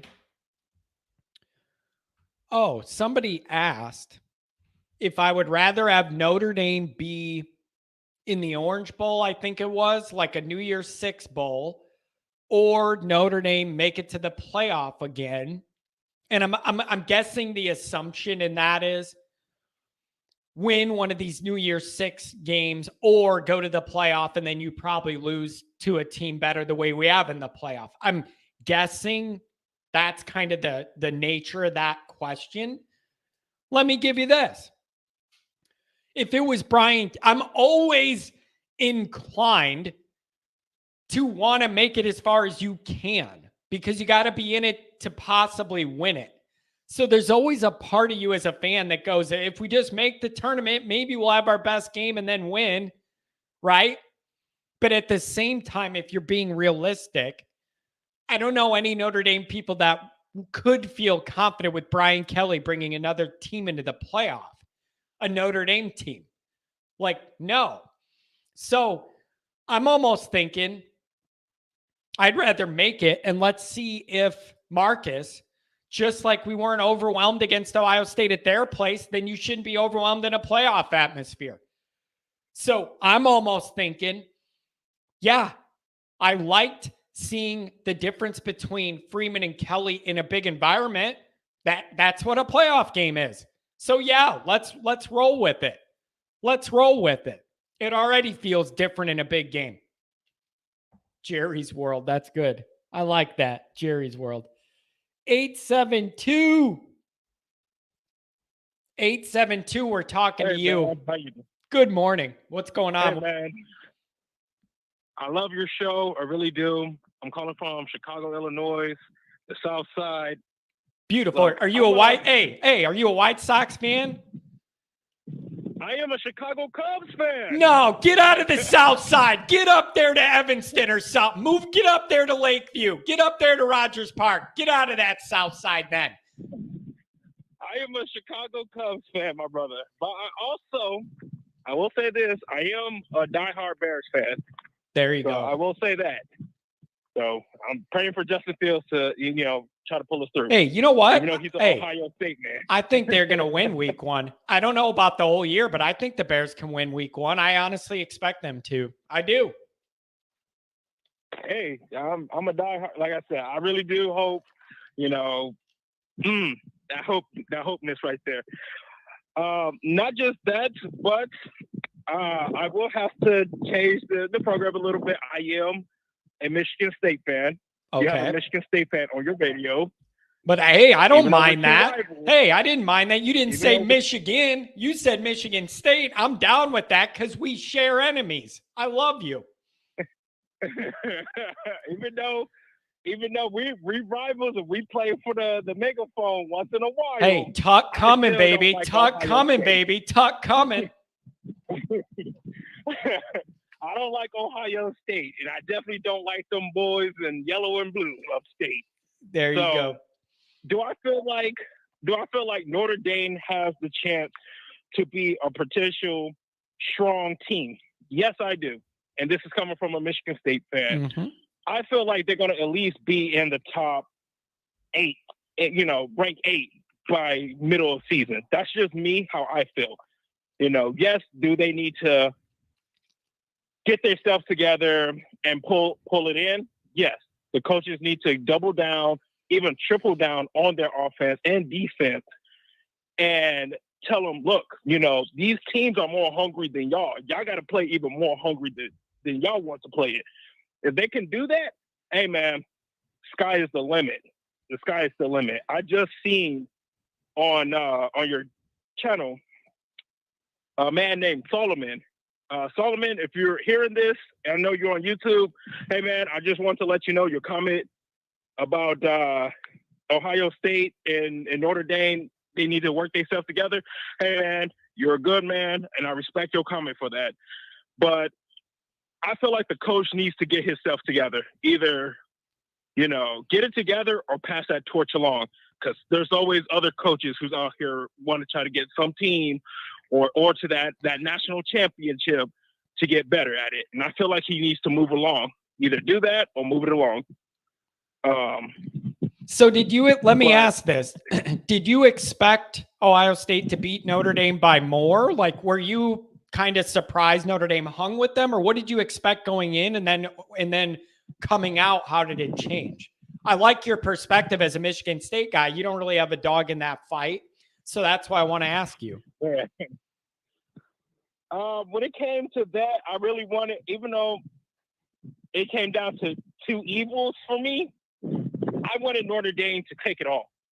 Like, I really wanted Notre Dame to take it all. So I can stop hearing Ohio State fans talk about, oh, we're like Alabama, but we're just in the North. Oh, we got more championships. Oh, this is an easy conference. Yeah. Like, no. Like, no, bro. There's 100 times teams in different conferences that are Ohio State, who's the Alabama of the North. We got, UCLA, who's the Alabama of the West Coast. Now they're joining the Big Ten, which reminds me, I feel like Notre Dame should join the Big Ten. That's just something I feel like. Just want to throw that out there too. Yeah. Hey, man, listen. When you pull USC in, that enables Notre Dame to maintain that national scheduling they want. So now you got USC. You could come back in, get back your rivalries with Michigan, Michigan State, Penn State, all of that, in-state Purdue, Ohio State, Wisconsin. It'd be beautiful. Go out east, play Penn State. I don't mind it the way I used to mind it, but it's a different Big Ten, and the money's right. That's the other thing. The money's right on this deal. Yeah, I mean, huge money sitting on the table if they join, because that's what the Big Ten is watching. Big Ten is watching. Are you guys gonna join? Because if y'all join, hey, we'll go get the other two y'all want. We'll pull them in a heartbeat. Right. Washington, they were even talking to Stanford. They want to pull them in for the academics of it all. Like, they could go get two more out west somewhere easy. I mean, hey, go for it. I mean, look, we already know the end of, it's going to be 3 super leagues, a conference. You got the Big Ten, the Southeast Conference, and then you got the Big 12. Every other conference is going to start slowly but surely disenfolding right there, right in front of our eyes. By the time 2036 come up, there's going to be only 3. I felt like it. Yeah, it's going to be interesting. And then here's the other question that's weird. They just came out and approved the new playoff format. But how is the new playoff? How can the new playoff format be done before we know what these conferences are even going to look like? It's a little weird to me that they wrap that all up, but I still don't have clarity on how many major conferences we're even going to have in a few years. True. I feel like how I see it is, okay, yeah, they're going to do the whole everybody who's from like number 1 all the way down to 12. You're going to be in the, you got to hold that spot to 12. Now, if you're in a tie match, I feel like, okay, you got 2 teams that's both sitting at rank 12. Okay, those 2 teams play it out to see who's going to take that 12 spot, locked and loaded. Okay, you lock. Let's say you got, let's say you got Alabama 1, Notre Dame 2, Ohio State 3. Northwestern is like 10 or something like that, and which I doubt they're going to ever be 10, but sweet Jesus. Mm-hmm. And let's say Missouri. All right, let's throw Missouri into 12th spot, and let's throw Appalachian State. All right, so you play Appalachian State in Missouri. Whoever wins that game, okay, you locked and loaded. Now, which bowls y'all going to play at? Okay. Well, you got the Sugar Bowl and you got the Cotton Bowl, which is the 2 oldest bowls out here for a long time. Okay, so you play those for the highest ones. Then you start trickling it down, like the college, not the college, but the NBA playoffs. How they do it? There you go. Yeah. Instead of like that one deaf team match. Well, yeah, you play it like that. Right. So there you go. Okay, start moving up. Let me ask you this. How do you feel about your boys this year? I need you to beat Michigan. That's a guarantee. But how do you feel about them overall? I love Tuck. Tuck's vibe is great. The recruiting seems to be on an uptick. What do you think? how I felt about my boys, Michigan State. Right? I feel good. I feel good. I'm not gonna sit here and lie. I mean, we're gonna have to play. We got coming up the gates. We got some cupcakes we're gonna play. All right. We just beat Western Michigan. Then we got who? We got Arkansas State or something like that. Or I forgot who we're gonna play next. But I gotta look into the schedule. And then after those cupcakes are done, now we start playing the heavy hitters. Your heavy hitters is like I said, Ohio State, Michigan, Nebraska. I don't really see Nebraska like that, but nobody does. Nobody does. Not since the 90s or late or what, 2000, I think, whenever that roll ended. Yeah. Northwestern is like that sleeping giant. It will wake up once in a moment and then go back to sleep. And then, so they're a little we might have to watch out for. Illinois, say Purdue, that's a heavy hitter right there. Because last year, Indiana, not so much. Indiana's good for basketball. I mean, it's Indiana. You know? Yeah, it's the whole state of Indiana. It's going to be interesting. South Bend all the way to Bloomington. Yeah, but I just need you guys to maintain beating Michigan. That's the one thing I need from you. Can you just promise me you're going to keep that going? Because it warms my heart. I need it year after year after year. I need it.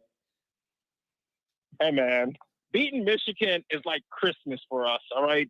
It's like Christmas and 4th of July wrapped up in one. Yep, and be outside popping fireworks and barbecue. But dude, that whole big brother dynamic, I love it. Like the little brother, big brother thing, like that chip on Michigan State's shoulder, and then when you beat them, there's nothing they could do about it. It makes them so mad. Like it's the most beautiful football dynamic. Like I need you guys to just keep winning. Hey man, and I'll feel you. If you probably might see my comment is Sky Winters. If you see Sky Winters, that's me up there posting. But no, I feel you. You know that big brother, little brother. I feel like I mean, hell, your guys, Ohio State versus Michigan. You know they got that deep state. They got that state rivalry. You know. That dated in real life back in like a long time ago when Ohio State and Michigan was fighting each other. You know, that's some true blood right there. Yep. You know, everybody want to say, oh, you know, Ohio State, Michigan, that's the biggest rivalry. Oh, Michigan State and Michigan, that's a big rivalry. Who was Wisconsin and Minnesota? That's a rivalry right there. You know, I love those historical rivalries when they actually have a meaning behind it and not just, well, they're two schools close to each other, so they're rivals. Right. Yeah. No, I want true bad blood. That's what makes college football different. Well, I appreciate the call, my friend. This has been a delight. Give me a call again, please. Oh, no problem, man. Hey. Go green, go white out there. There you go. I'll allow that. That's perfectly fine. Have a wonderful day in the beautiful city of Chicago. Call again, my friend. All right. Bear down. That's what I'm talking about. Take care. What is Jerry Wilson? Do you eat acid for breakfast? Jerry, do you do drugs for breakfast? Do you eat LSD and just put all the pills in a bowl, pour milk in and eat it? ND 37, Marshall 34, and a nail biter. You're going to give me a stroke. Give me a break. We got everything. Somebody even said it would be like 7-6 at halftime. And then Notre Dame ends up winning. But like, we're all over the board on this one. I have somebody saying 56-0. 56-0 would be impressive. That would make people feel better, I feel like. 37-34. So you got Notre Dame holding Ohio State to 21 in that environment, but you have them giving up 34 to Marshall somehow. That would be horrific. I'm having a stroke ahead of time. I'm having a pre-stroke leading up to a stroke just thinking about it. 618. Your ideas are great. You're on the air. Hey, how are you doing this morning? Really well. How about you? What's on your mind? I just wanted to ask, and maybe for the whole group as a whole, do you think that maybe Marcus is holding Tobias back? I really don't want him to be a red shirt. He's super athletic. We need the wide receiver depth. I mean, you saw on Saturday, if we have a walk-on playing, obviously there's a need at wide receiver. But with the class that's coming in next year with Greathouse and Flores and the whole bunch of them, is he holding them back for 1 year? He'll play his 4 games, get him some time against Marshall, get him some time against Cal or BYU or North Carolina. His other 2 games, you go all in with Clemson and USC, let him showcase. And then next year when you have him and Greathouse and all of them as freshmen again, then you just let them go. Yeah. Here's the other thing that I need to admit that I did not mention earlier when I questioned Mary whether or not getting on the field or getting targets.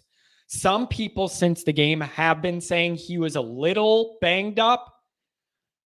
I am open to that, but I don't think that's what was going on. He was a little banged up, but I think it was just more, he's a young guy. Do we want to throw him out there in this environment?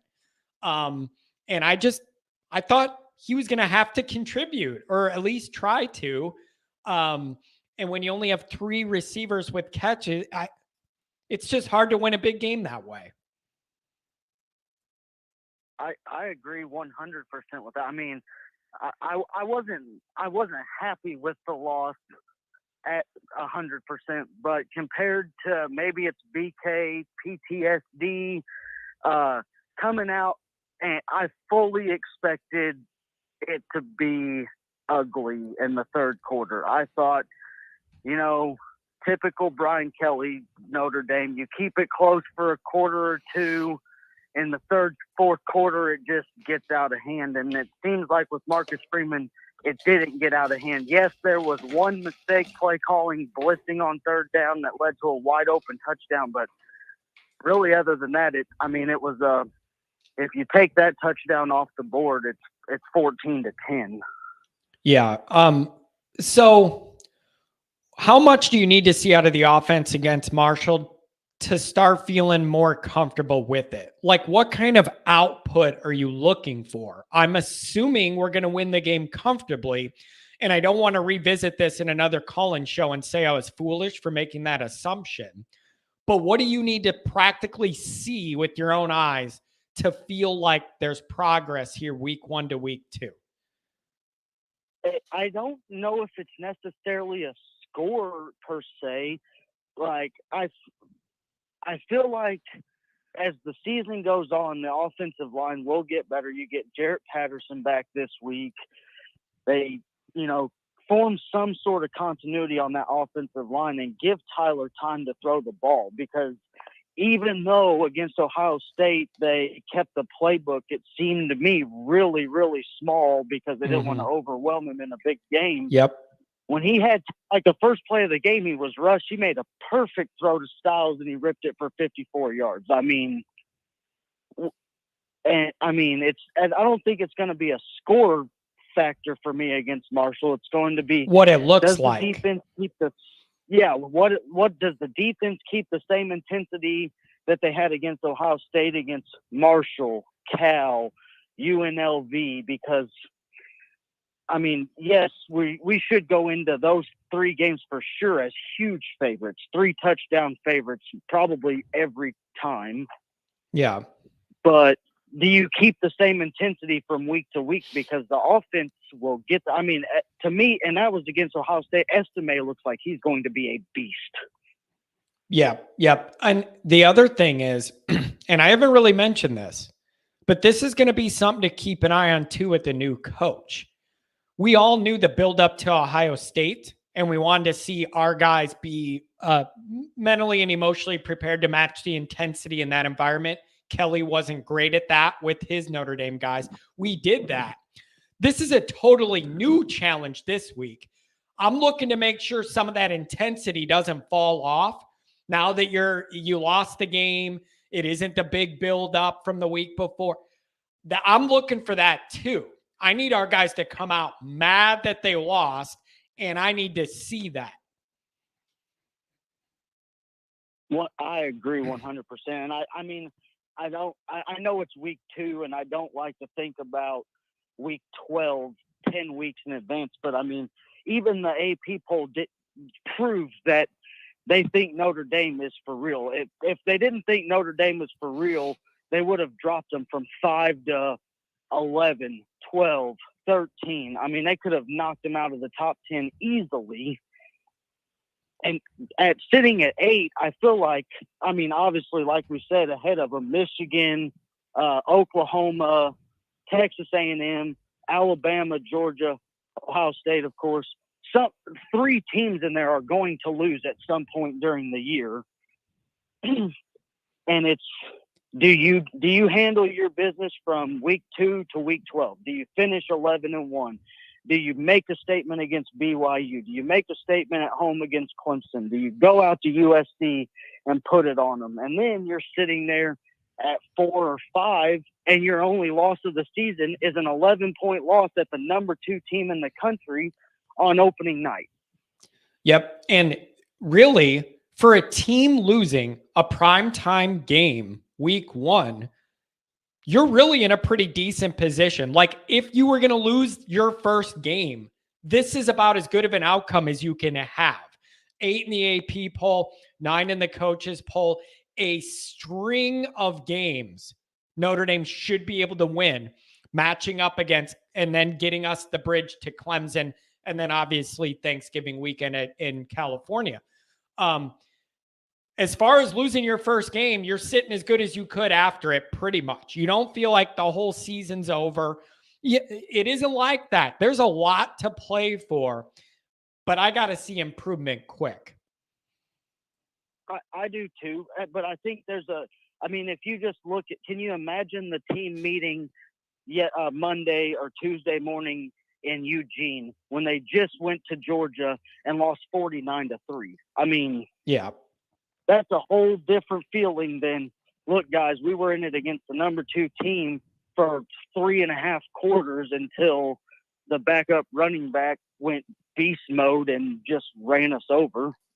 Yeah, that kid ran hard. Man, he ran hard. He did. Man. Yeah, that was impressive. So, I don't know, my friend. It's just interesting that each game has its own personality. Like its own buildup, its own unique storylines, and unique stuff that you're looking for out of it. And this Marshall game, it's very, very important. It just has a totally different complexion and feel than Ohio State, and a different list of things I want to see accomplished. Nobody's in the mood for a slow offensive start. That's number 1. You got to get off and make us feel better about that. And my question would be, do you look more at the Marshall game or do you look more at the Cal game? I only say that because Marshall is the home opener, sold out. I'm sure, packed Notre Dame Stadium. You're fired up to play in front of your home crowd for the first time, so you have all the energy there. But then the next week you play Cal. You've probably beat the doors off of Marshall. Do you have the same energy going into that third game and offensive output as you did when you just beat the doors off of Marshall because you're fired up for being at home? Yep. What's good about having Marshall, Cal back to back is you should be able to get some things established against Marshall and then really, really ramp them up against Cal. Like just because they're not Ohio State talent. So you need to get things going against Marshall offensively to where you feel a little better. But then I think the next week against Cal is where I want to see that up into turbo mode, where you're really good at those things you started doing against Marshall, and then you expand and I start to see some newer things against Cal. That's my roadmap. So winning the games, I'm not even talking about, because if we need to talk about it, we have a whole different scale of issues to go over.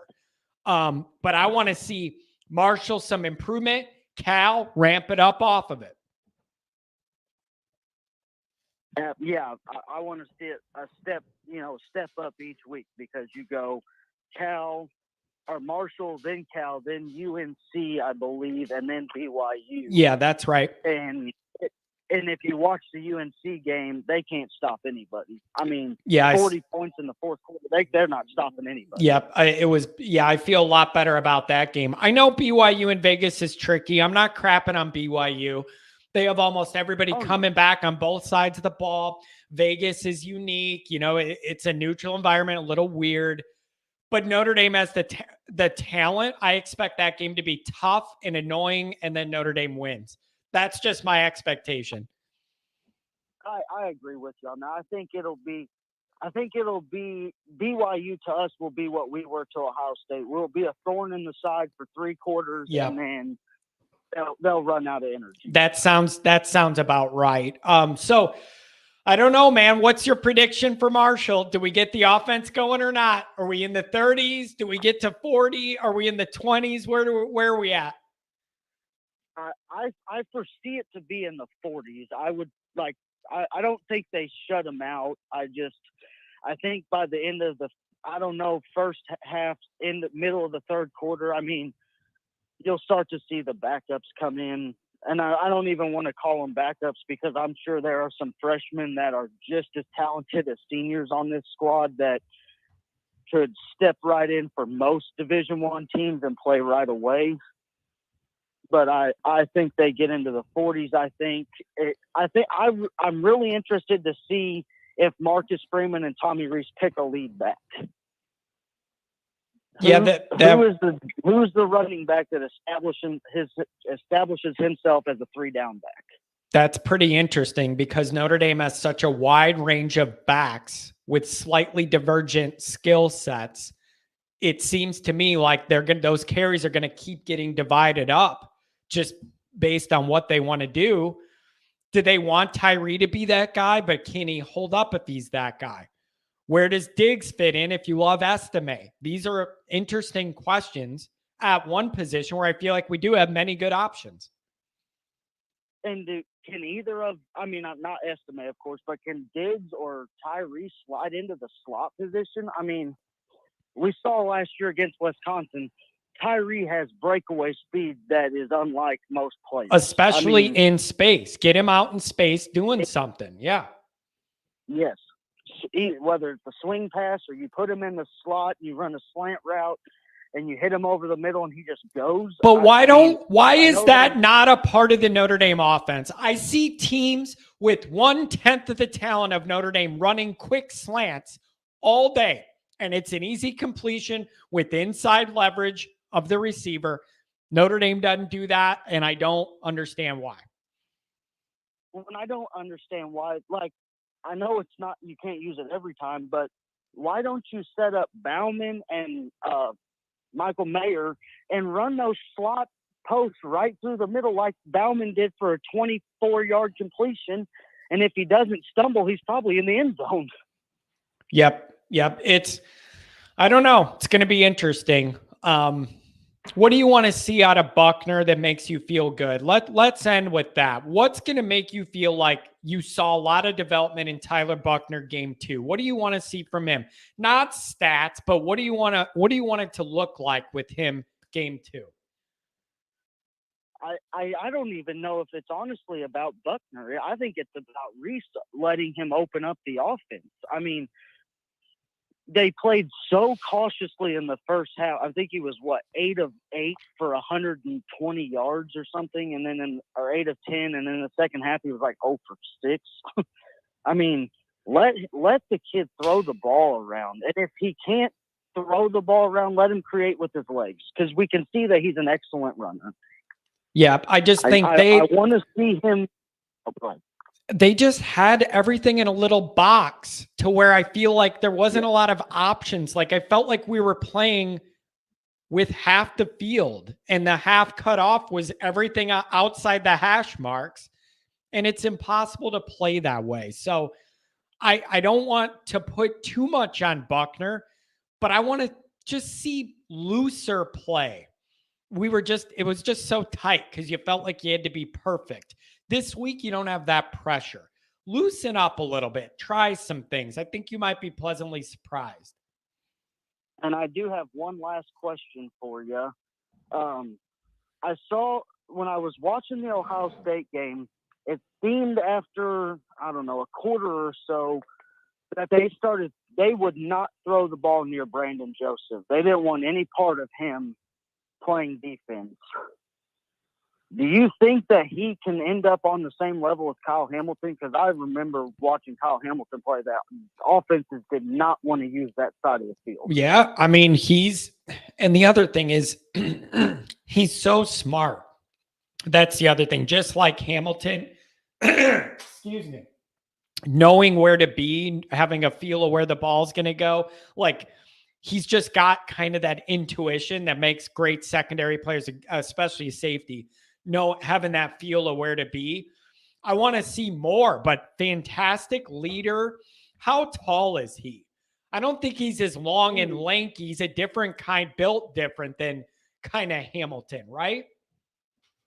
Yeah, I want to say he's like 6'1" or 6'2", maybe. I definitely don't think he has the length of Kyle Hamilton. Yeah, that length was a huge thing. And then you look at it, Joseph's there week 1, and he made a clean hit and knocked their receiver out of the game. Like, totally clean hit, big hit. That guy loves to hit. Yes, and I like that he does it because, I mean, I'm not even throwing shade at Ohio State, but they took a lot of dirty shots to try to not – I mean, and I understand – I mean, if I was an Ohio State fan, I would be frustrated that Jackson Smith and Jigba got knocked out of the game, and, you know, it's the biggest game of the season so far. But just like, I mean, the first play, you're going at Buckner's neck on the first play of the game. Why wait? Yeah, I guess. I just don't. So I don't know, man. We'll just have to. I just need to be doing this show next week in a better place offensively. If I feel a little better offensively, then at least I'll feel like we found our footing and we could get better from there. Really appreciate the call. What finishing thought? What do you got? I just wanted to thank you for taking time out of your day to host this call-in show. I love listening to them, and I just get real excited thinking about not even just this season, but I mean, seeing the future of what Marcus Freeman can do for Notre Dame just seems like the sky's the limit. Yep. There is a light at the end of the tunnel with Freeman that I didn't personally see existing with Kelly, and that hope is what keeps us going. So thank you for the call. Thanks for the kind words. Call again anytime.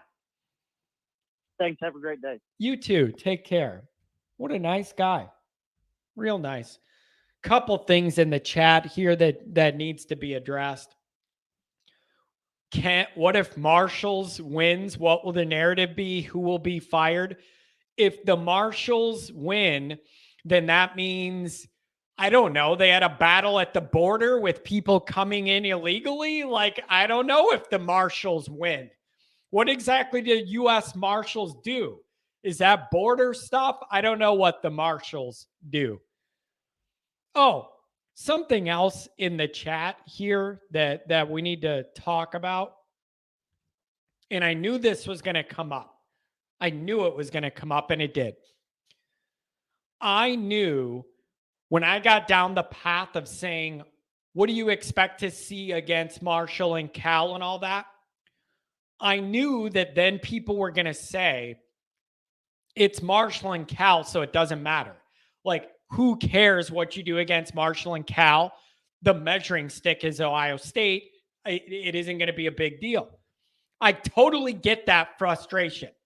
Totally get it. But the issue is, you lost your first game. The only other thing you could do is win your next game by a lot to feel better about it. Like, there's nothing else you can do. So I get that cognitive issue that it's like, wow, you're going to blow out Marshall and Cal, but that doesn't erase the loss on the board from Ohio State. I get that. But that's all you can do. You can't go to Notre Dame Stadium Saturday, replay the Ohio State game. All you could do is go in there and beat Marshall and try and look good.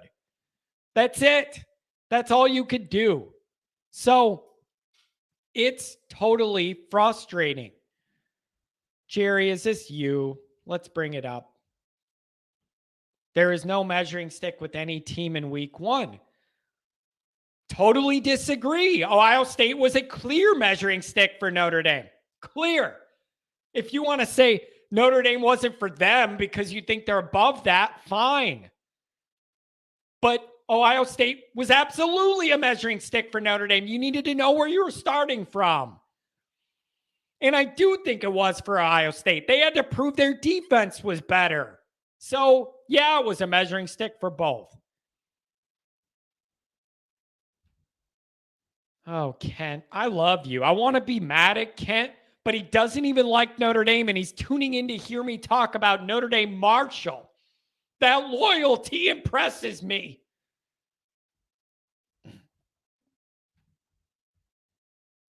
$269, you're on the line. What's going on, John? What's up, man? Am I going to see you in a couple weeks? You know it. Beautiful. What is your take on all this? How do you feel? Do you feel any better now that we're a few days removed from the game? Where are we at? I do feel better. But that wasn't quite one of the talking points that I kind of wanted to talk about. Go for it. Let it rip. I want to talk about what? I said, let it rip. What do you got? I want to talk about the 2 number 12s we have on our team. But which one do you want to start with? Number 12 on offense or number 12 on defense? Start on offense. I mean, there's not a whole lot that I can say that hasn't already been said about Tyler Buckner. But one of the things that I kind of had a flashback about was, I don't recall if you were on the IPC call that he was on, but I had the first question to Tyler, and I asked him about in practice when they're doing one-on-one drills against an experienced secondary, how that helps with ball placement when in the spirit of the drill, no matter how blanketed that receiver is, you just got to rip it. You got to learn where to put the ball because it doesn't matter if it's batted or picked. It's a one-on-one. You just got to throw the ball. And to which basically he said, I mean, that's why you come to Notre Dame. Like we got Brandon Joseph, Silu, Cam Hart.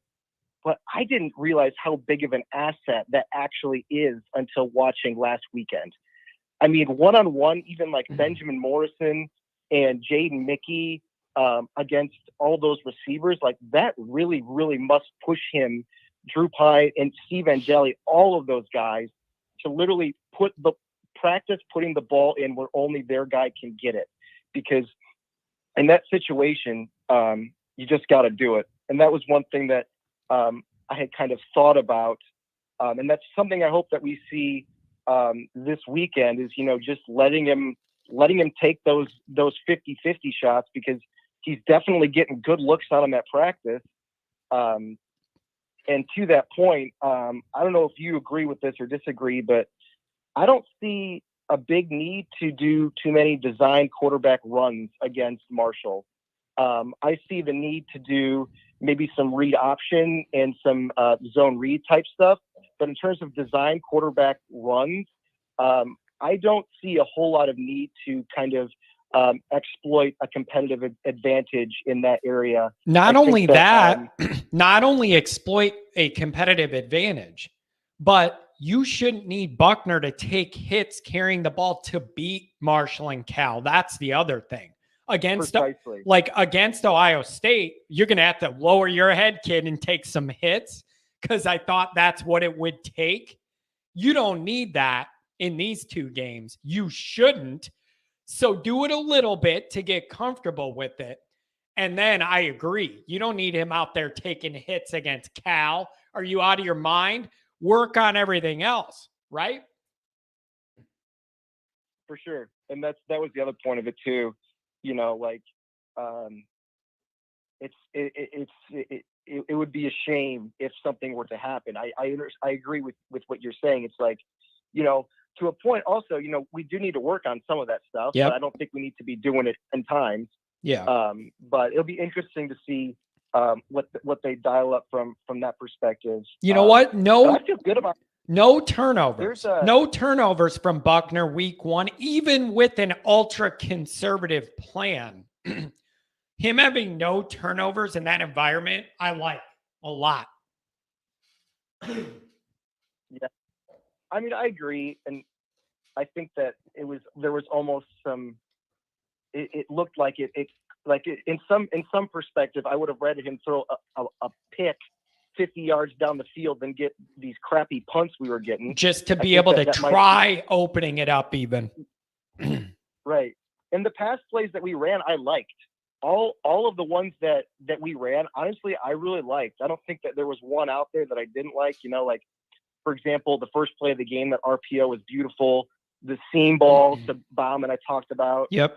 Salerno, that was a good one. The tunnel screen to Mayer. The one opportunity Braden Lenzy had, like, those were all like really good pass plays, you know, and that was kind of my hope from it. Was, granted, it was a small sample size, but if we ramped it up and spread that out, I feel pretty good about it. Yeah, it's just when you have a matchup like Ohio State week 1, man, it makes your life hard. It just makes your life hard. Like, there's a reason most teams schedule nobody week 1. Like, so it's a little frustrating. And then I don't know. I need, from this offense, just relax, loosen up. You don't have to be perfect this week. Open it up a little bit. Let some kids play. And we need to get some rhythm there, because it's everybody has a little anxiety now. You can't go the first half against Marshall and put up 7 points. You can't. I agree. And, you know, I think a lot of times the identity of an offense, or most times, is formed around the quarterback, his psyche, and his sort of thought process and his composure. And there's not a guy on our team that I think is more even keeled than Tyler Buckner. Also with that, I think he's probably one of the best, you know, mentors of what a Notre Dame student athlete should look like, and it's a good example for a lot of guys on the team. But when I say that, is like, you know, Tyler's not going to get too high, not going to get too low. I'm sure he's probably, you know, not. I don't know him personally, but I would assume he's not beating himself up about the loss too bad, in the sense that it could be some sort of a poison pill for this weekend. I think that that the other offensive players will adapt a similar mindset and say, okay, let's go. Like, we're ready to move on. I do not think any moment is going to overwhelm or be too much for Buckner to process. That does not mean the plays are going to be executed perfectly. That is a different discussion. I just mean the moment isn't going to consume him to the point where he's not able to physically perform. That isn't going to happen. Cool customer, California cool, very stable, just like me, right? Very stable, never too high or too low, right? Just like me, very stable, level-headed. Unless we're talking about strangling Michigan recruiting. Yeah, well, you know me, captain level. I always just keep it even. You know, but he's going to develop. It's just, we all want it to be further along than it is. But he isn't going to be overwhelmed. And Buckner's the type of quarterback that the more leeway you give him to make stuff happen, the better I think it's going to get, because of the way his game is built. But the issue is you couldn't do that against Ohio State, and I understand why. But he's the type of quarterback that I think the more you let him kind of create, the better it's going to be. And I understand why the staff felt that they couldn't just let that happen against Ohio State. Does that make sense? For sure. Oh, for sure. And then Judge, you might. Yeah, go ahead. Can we talk about the other number 12 for half a second? Please do. Go ahead. What the heck is going on with Jordan Botelho? I mean, I just don't get it. Like, I feel like he's one of those guys in the team that I really, really want him to be good. And I don't know if it's the log jam. I don't know if it's between the ears. I don't know what the deal was, but I was checking the stats. I don't think he saw any time at all last weekend. If I'm not mistaken, he might have been out there, but he didn't record a stat, at least from what I saw. And I think he's one of the best players we have on defense, honestly. And, I think he's a little bit raw. I think he's got a lot to work on, but I mean, maybe he's just getting lost in the shuffle. Like, what's your take on that? I mean, there's gotta be a reason. And I know what sticks out in my head is when he does get to you, he's knocking you into the next calendar month. And that is always what's in my head. But there's got to be something with consistency there that's making it not happen. Also, you are right, though. That is one of the stronger position group rooms that Notre Dame has. So there is some of that being behind other guys on that defense. There's just got to be a consistency issue, correct? Because when he gets to you, he's knocking the hell out of you. Right, exactly. So he's one of the scariest defenders I think we have, honestly. Yeah, I mean, he lays wood. Isn't he the guy that knocked the punter out in the end zone the other year, and he was laying there looking like he was dead? I still remember that. I think that was him who laid that guy out in the end zone. Pittsburgh, I believe. Oh, man. So flip this over to the defense. We covered the offense. Defense, really solid effort. 21 points is a winning effort against that team. However, there are some things to tidy up. What do you want to see this week from the defense against Marshall? I mean, to be honest, it kind of goes hand in hand with what I was saying is like, I'd like just to play guys. Just like, I always liked, like a couple of years ago, like in what was that, 2017, or when we had just like the line changes on defensive line, like it was hockey. Like I want to see us getting back to more of that, keeping those guys fresh, which I know we did a little bit, but I'd like to keep doing that. We played a lot of guys in the secondary. Like I'd like to see Prince Kali get some time because I think he could be really good and just hasn't gotten the opportunity yet. And other than that, just like keep doing what you're doing, honestly, because I think that like there's not a whole lot to fix. I mean, the safety blitz was what it was. Our guys were a little bit too deep, couldn't get home in time. Like honestly, I kind of agree with Marcus Freeman. I respect that play call. I just think that the guys were a little bit out of position. So it's just kind of cleaning up some of that minor stuff and like just getting guys in the rotation. And I think that's gonna be a thing the next 2 weeks. But it's I like it, I guess, is the best way to say. Yeah. And that if there's one thing that I do want to see more of, I need more havoc. And I realize you're playing Ohio State and they're good. As good as the defense was, there was no turnovers. We didn't get a lot of pressure, tackles for loss, sacks later in the second half. So I would like to see more havoc and more negative plays, turnovers, big time stuff. And I think you will against Marshall and Cal because it's Marshall and Cal and not Ohio State. Right. And that in doing that, it's like, I've always had the mentality that the players, they don't think like fans.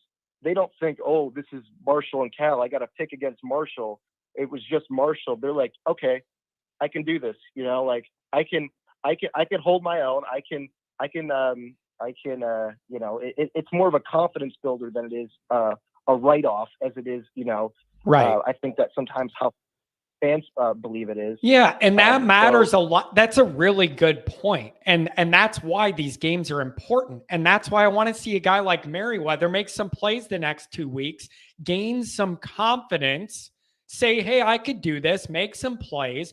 And then the coaches gain some confidence. Like these are the games that provide you the opportunity to get that all going. And I hope they do take advantage of it. Right. Beautiful. Completely agree. Beautiful. Well, I appreciate the call, my friend. And then I will see you at the tailgate in 2 weeks. Beautiful. Let's do it. Yep. Have a good Appreciate one. it. We'll see you in South Bend in a couple weekends. Yep. Bye. Take care. Have a good day. Jerry Wilson again. I think the LSD has started to kind of level off. Largest progress gains come between week 1 and week 2. Week 2 is a lot more of a measuring stick. In a vague vacuum, yes, like in a vague vacuum, sure, that makes perfect sense. But you can't ignore the opponent. Like the largest progress gains, I know that, but that's different than looking at how big the game is nationally. Ohio State's just a way more involved experience than Marshall and Cal. That's all. 708. This has got to be an Illinois person.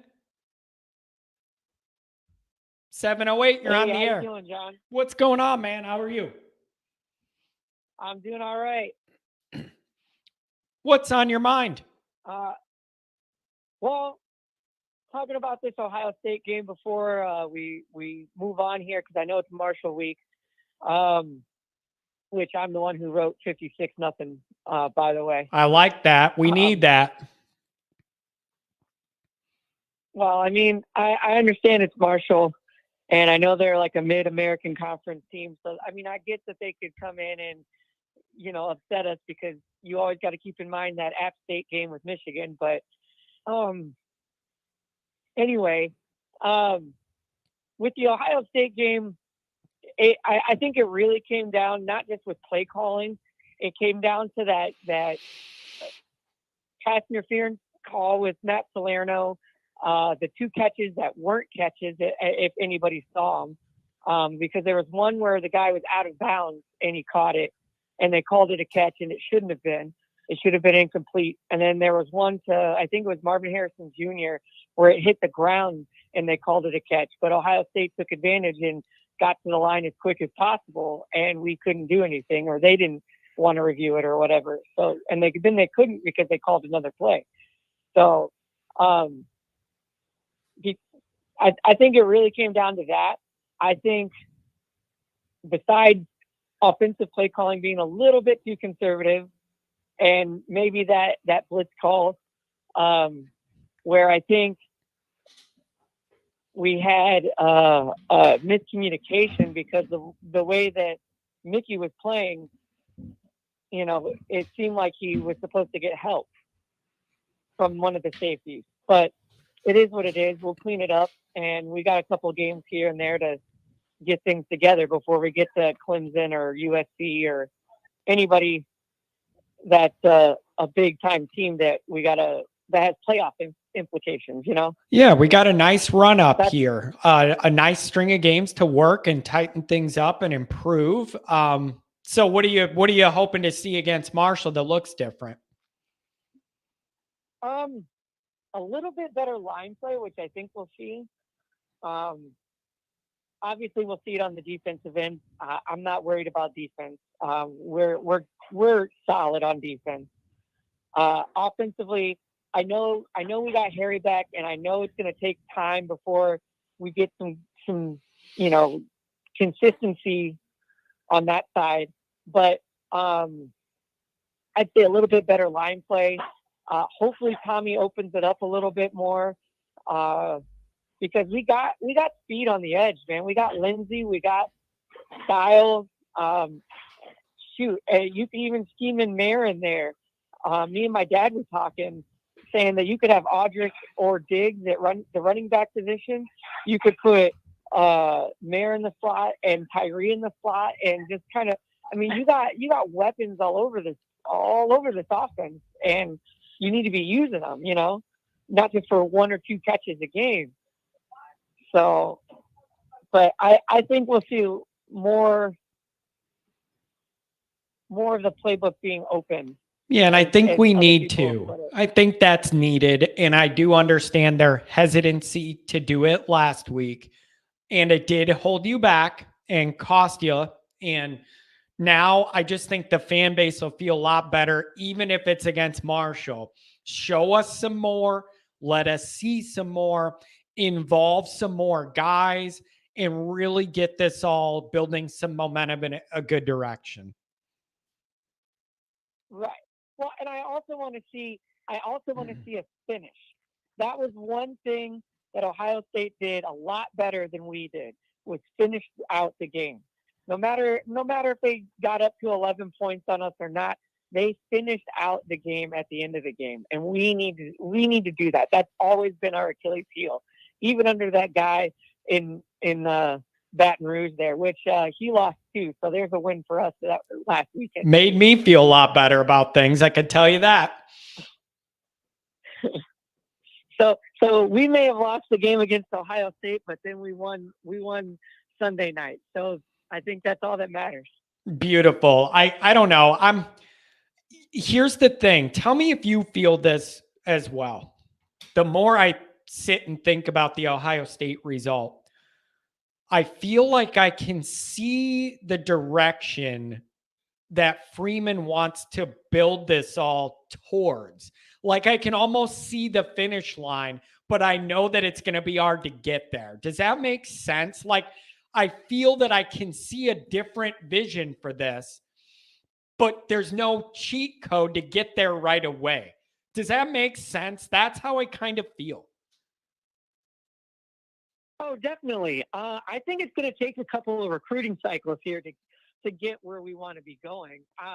We did see a flash Saturday of things to come, which it was a definite improvement over the past 10, 12 years of what we've seen.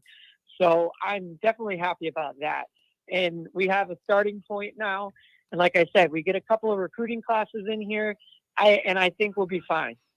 Yep, I think that's a very reasonable outlook. And I just hope stay healthy and work out a lot against Marshall. That's the plan. Thanks a lot for the call, my friend. And give me a call again anytime. Not a problem. Have a great day. Go Irish. You too. Take care. That's another Chicago area guy. I like my Chicago callers, and the area codes are easy because I know them all. 313, you're talking to me. What's going on today? Hey, John, how you doing, buddy? I'm doing very well. What's on your mind? I got a few things, a couple things that concern me, and I always has for the last couple of years. You know, Notre Dame coming to South Bend, I don't think there's a team in the country that fears coming to South Bend and playing in an atmosphere. I should say lack of atmosphere in Notre Dame Stadium. Now, what do you think about that, my man? I go to a lot of games. Because I'm in the Chicago area, it's very easy for me to get to South Bend. So I go to a lot of games. Here's my honest thought of that dynamic. I had that complaint for a very, very long time, and it was a problem. I will admit it's getting better. It is. Some of those sit down in front, be quiet, they're starting to phase out. And now I also have to admit to you, some of the games I go to tend to be the bigger games at home. That also changes things. Last year, USC, a night game. Obviously, that's built in to be rowdier because people like me are there all day drinking, and then you're loud when you get in the game. Right.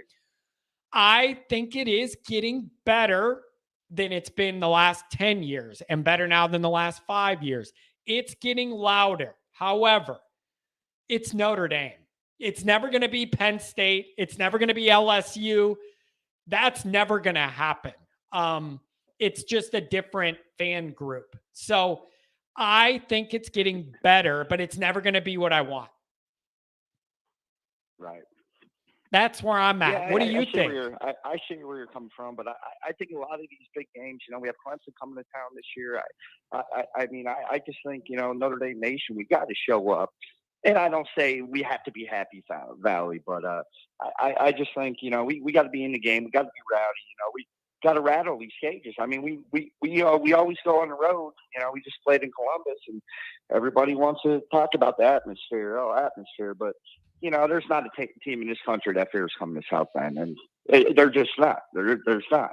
Yeah, you're right. I guess my answer to that is because it's Notre Dame, you can only see improvement in that area to a certain point, and then you're not going to see it anymore, except I'm open to the idea that if it's the game of the century, it's going to be loud.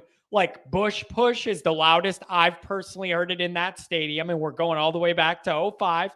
Bush Push, the place was shaking, and I felt it. Right. Yep.